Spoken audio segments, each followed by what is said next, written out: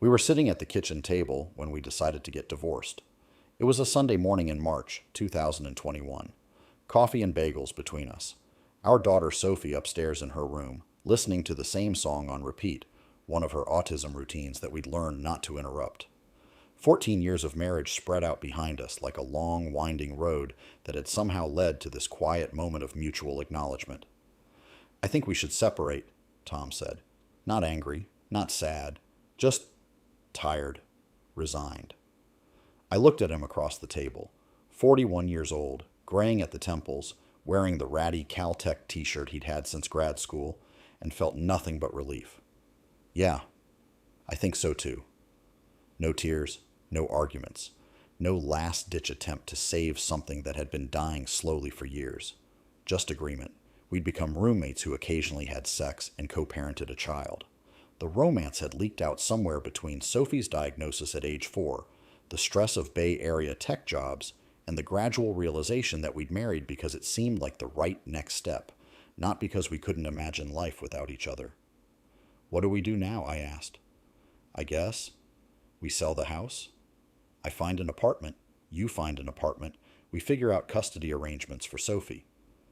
It sounded simple, clean, adult. We'd have a mature, amicable divorce, split assets fairly, co-parent responsibly, move on with separate lives while staying friendly for our daughter's sake. That was the plan. Reality turned out to be significantly more complicated. My name is Melissa Torres. I'm 44 now, but I was 41 when Tom and I decided to divorce. 3 years later, we're still living in the same house. Separate bedrooms, separate lives, but sharing a kitchen, a living room, and the daily chaos of raising an autistic preteen. Not because we want to, because we financially can't afford not to, and it's the strangest, most functional, dysfunctional arrangement I've ever been part of. After we decided to divorce, we did what you're supposed to do. Called a real estate agent to discuss selling the house. We'd bought it in 2014, a small 3-bedroom in Fremont, 45 minutes from San Francisco, for $680,000. Felt like too much at the time, but Bay Area housing prices were already insane, and we'd needed to buy something before they got worse. The real estate agent, a cheerful woman named Patricia who smelled like expensive perfume, walked through our house, took measurements, made notes, then sat us down with her assessment. "In the current market, I'd list this at $720,000, maybe $740,000 if we get competitive interest." Tom and I looked at each other. We still owed $625,000 on the mortgage. After agent fees and closing costs, we'd clear maybe $50,000 total. Split between us, that's $25,000 each. "That's not enough for a down payment on anything decent in this area," Tom said. Patricia nodded sympathetically. "The market's tough right now. Have you considered renting for a while? Just until you build up more savings." We looked into it. 1-bedroom apartments in reasonable school districts, because we needed to stay near Sophie's school, where she'd finally settled after years of struggles, started at $2,200 a month. 2 bedrooms, so Sophie could have her own room when staying with us, were $3,000 minimum. I made $72,000 as a graphic designer. Tom made $115,000 as a software engineer at a mid-sized company. Decent salaries.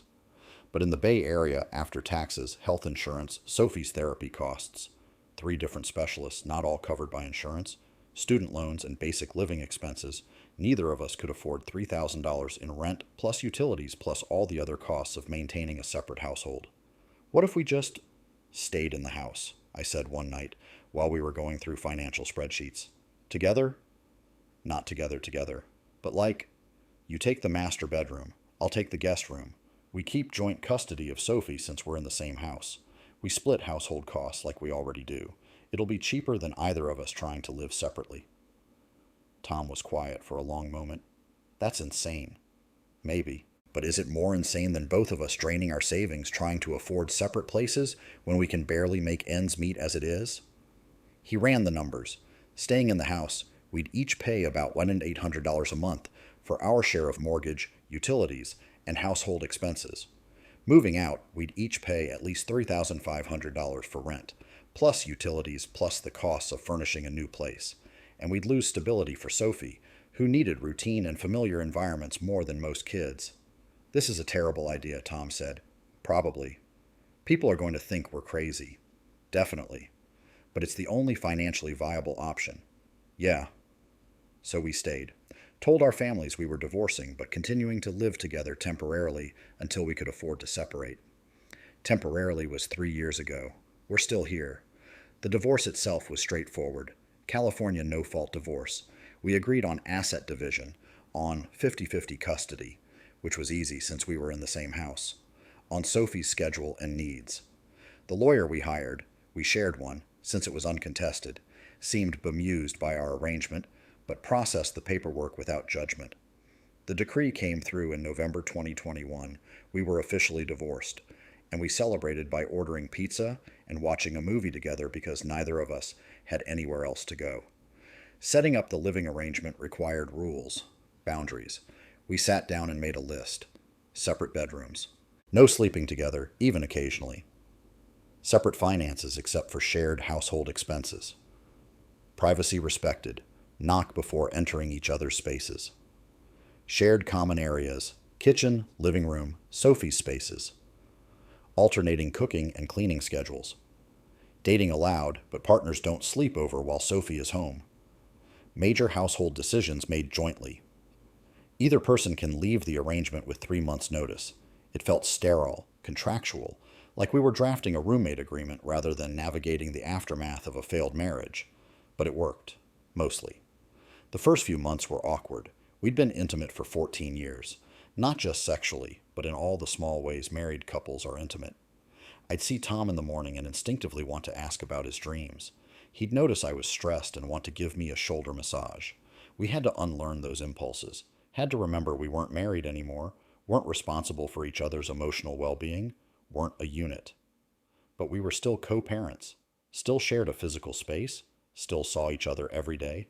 The boundaries were theoretical more than practical. Sophie adjusted better than we expected.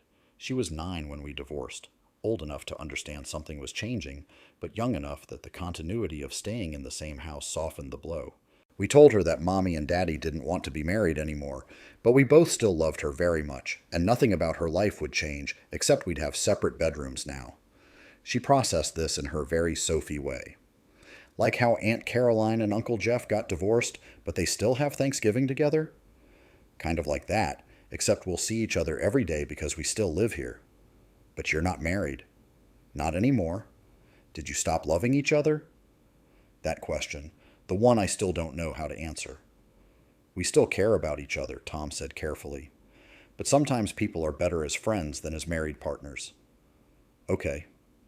She went back to her coloring. For Sophie, the most important thing was routine and stability.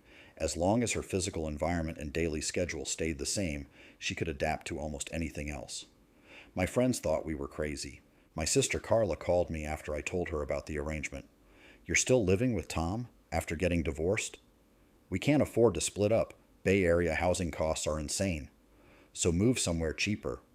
And uproot Sophie? She finally has a good school, good therapist, a routine that works. You know how hard that was to find.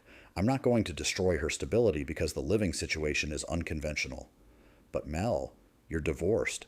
You're supposed to move on. How can you do that when you're still living with your ex-husband? I am moving on. We're just doing it under the same roof. That's not moving on. That's staying stuck. Maybe she was right. But we weren't stuck by choice. We were stuck by necessity. And there's a difference. My parents were confused, but ultimately supportive. They'd always liked Tom, had been sad about the divorce, but understood it. When I explained the financial reality, my dad, an accountant, always practical, just nodded. Makes sense. Housing costs are brutal. If you can make it work, that's smart. Tom's parents were less supportive. His mother kept suggesting he move in with them in Sacramento, bring Sophie up on weekends. She didn't understand why he was still playing house with his ex-wife. Tom tried to explain the financial constraints, Sophie's needs, the pragmatic reasoning. She just kept saying it was unhealthy and weird. She wasn't wrong that it was weird. Living with someone you used to be married to, who you used to share everything with, while maintaining emotional distance and separate lives. It was surreal, like living in a liminal space between married and single. But it also worked better than the marriage had, honestly. Without the pressure of romance, without the expectations of what a spouse should be. Tom and I got along better than we had in years. We were good roommates, good co-parents. We divided labor efficiently, communicated clearly, respected boundaries. We'd failed as husband and wife, but succeeded as domestic partners in this weird platonic arrangement. We fell into routines. I'd make coffee in the morning. Tom would make breakfast on weekdays. He'd handle Sophie's school drop-off. I'd handle pickup. We'd alternate cooking dinners. Evenings, we'd often end up in the living room together, me working on freelance design projects, Tom coding, Sophie doing homework or watching her favorite shows. Separate but proximate. Parallel lives in the same space. People who visited couldn't quite figure out the dynamic. Were we friendly? Yes. Affectionate? Sometimes, in the casual way roommates are, not the romantic way spouses are. Did we fight? Rarely.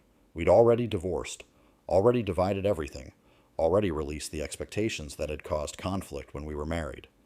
My friend Jessica came over for dinner one night, about a year into the arrangement. Tom cooked. He'd gotten really into cooking post-divorce. It was his stress relief hobby. We all ate together, laughed, told stories. After Tom and Sophie went upstairs, Jessica looked at me with complete confusion.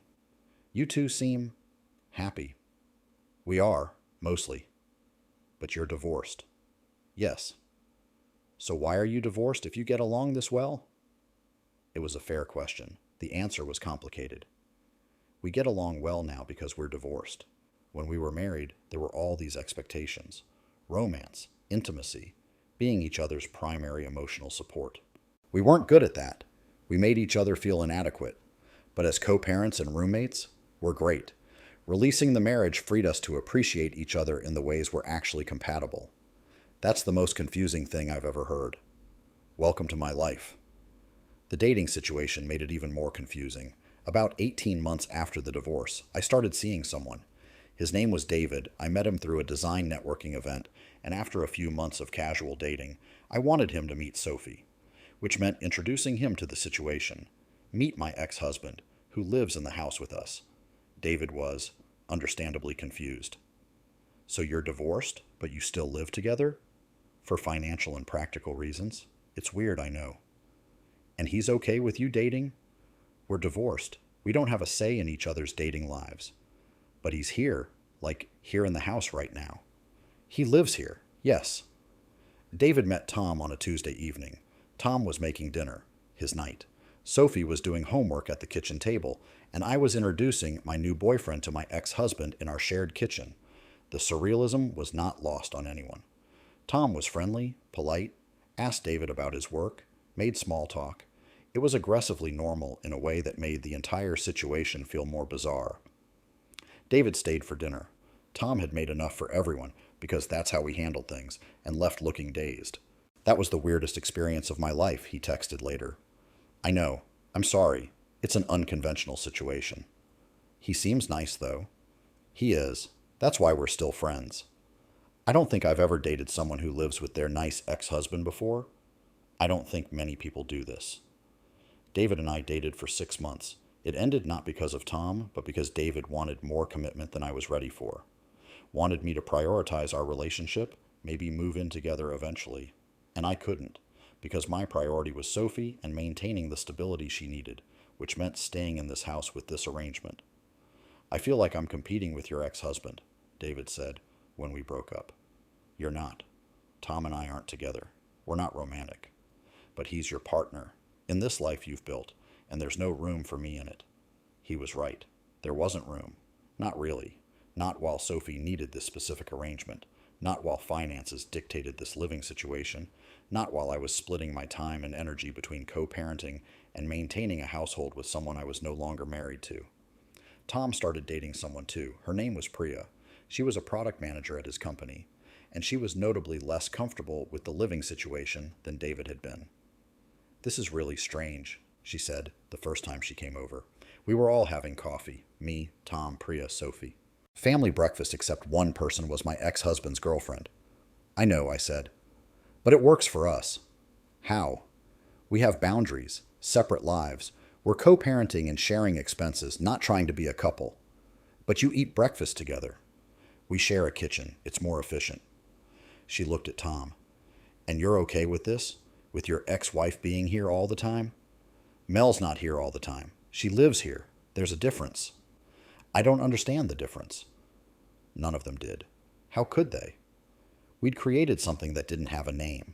Not married, not single, not traditional co-parents living separately. Something else. Something that only made sense to us because we were living it.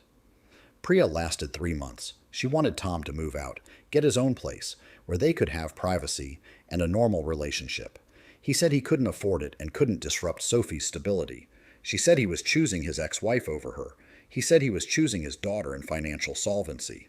She left, and Tom was sad about it, but also relieved, because he'd realized the same thing I had. This arrangement worked for us, and expecting someone from outside to understand or accommodate it was probably unrealistic. The hardest question came from Sophie. She was 12 now, 3 years into the arrangement, and getting to the age where she started analyzing her family situation more deeply. Mom, can I ask you something? Always. If you and Dad are both still here, and you don't fight, and you're nice to each other, and we have dinner together and do stuff together, why did you get divorced? I sat with that question for a long moment. Tom had joined us. She'd asked in the living room where we both were, and he looked at me with the same uncertainty I felt. Because sometimes, I said slowly, love isn't enough.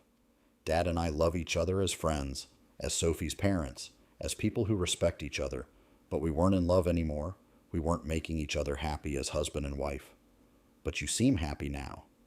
We are, because we're not trying to be husband and wife anymore. We're just us, co-parents, roommates, friends. So you're happier divorced than married? Tom and I looked at each other. Yeah, he said. Kind of, which is confusing, we know. So why don't you get married again then, if you're happy now? Because this only works because we're not married.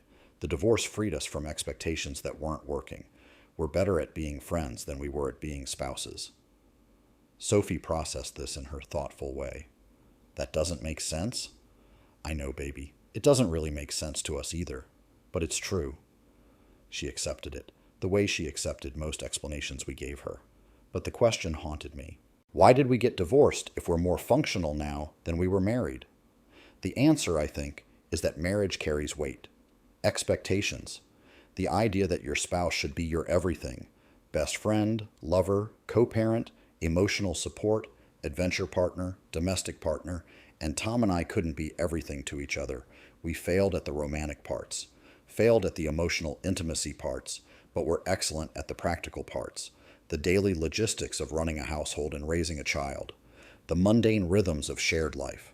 We're compatible in execution, not in romance, and divorcing let us keep the parts that worked while releasing the parts that didn't. I'm 44 now. Tom is 44. Sophie is 12. We've been divorced and living together for 3 years. The arrangement that was supposed to be temporary has become permanent, or at least indefinite. Neither of us has savings to move out. Sophie is thriving in her current school and routine. The house works. Are we happy?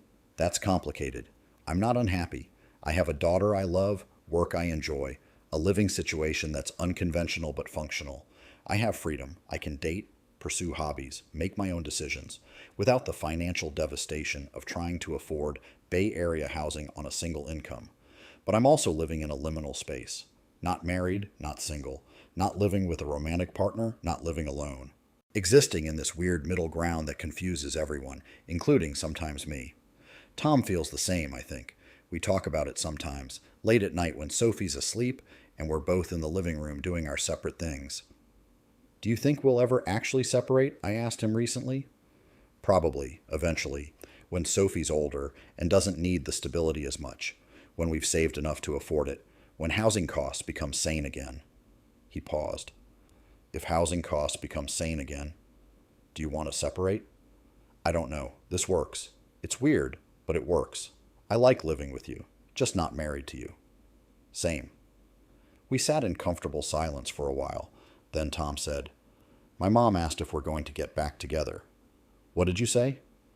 That we're divorced for a reason, that living together doesn't mean we want to be married. She didn't understand. No one does. Do we understand? I think so. We failed at being a married couple. We're succeeding at being divorced co-parents who share a house. That's the best summary I have. He laughed. That should be our tagline. Put it on a t-shirt. The situation isn't perfect. I have moments where I resent the arrangement, when I want to date someone seriously but can't really invite them into this weird dynamic, when I want complete independence but can't afford it, when I want privacy but Tom's home presence is a constant reminder of the life I'm not living. But I also have moments of gratitude. When Tom covers for me so I can work late on a project. When we tag team Sophie's meltdowns and actually succeed at calming her. When he makes my favorite dinner just because. When we laugh about something stupid and I remember why I married him, even if we couldn't make the marriage work. We're not a cautionary tale. We're not a success story. We're just two people who got divorced and couldn't afford to actually separate, who figured out how to make an unconventional situation work for everyone involved. My name is Melissa Torres. I'm 44 years old. I've been divorced from my ex-husband for 3 years, and we still live in the same house. Not because we want to be together, but because neither of us can financially afford to leave without destroying our daughter's stability and our own financial security. It's weird. It's unconventional. It confuses everyone who learns about it, but it works. And in the Bay Area housing market in this economy, with a child who needs expensive therapy and routine, working is enough. Is this where I thought my life would be at 44? No. But life rarely goes according to plan, and this strange arrangement, divorced but domestic, separate but shared, is teaching me that there are more ways to structure a life than the traditional models we're told are the only options.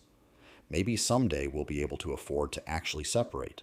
Maybe Sophie will get older and more flexible and not need this specific stability. Maybe housing costs will somehow become reasonable and we'll have paths forward that don't require us to live together, but maybe not. Maybe this is just our life now.